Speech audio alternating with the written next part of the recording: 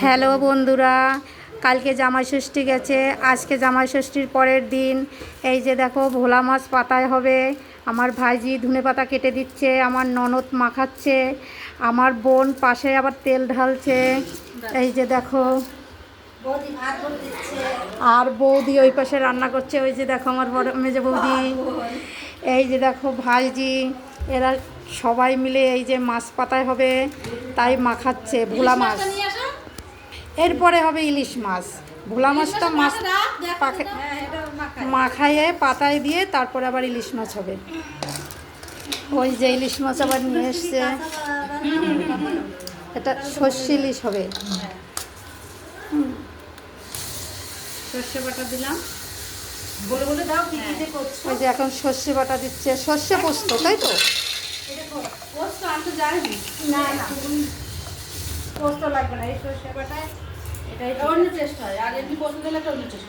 আমার ননদ বলছে পোস্ত লাগবে না, সর্ষে বাটা দিয়েই রান্না করে দেবে। দেখো না, ও রান্না করলে এত সুন্দর টেস্ট হয়।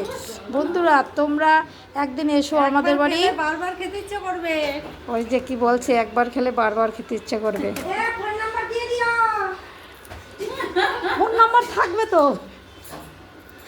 তোমরা এসো একদিন আমাদের বাড়িতে, দেখবো তোমাদেরও আমরা এরকম পাতায় করে খাওয়াবো, ঠিক আছে? যাবো, কবে যাবো বল? তোদের তো খাওয়াচ্ছে।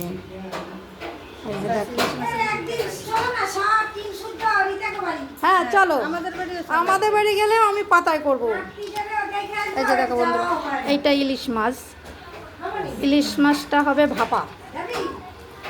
কড়াই নিয়ে আসো, কড়াই নিয়ে আসো না।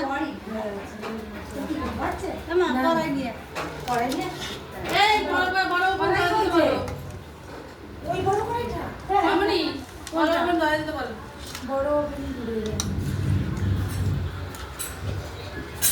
বাবা, বড় কড়াই বন্ধ করে।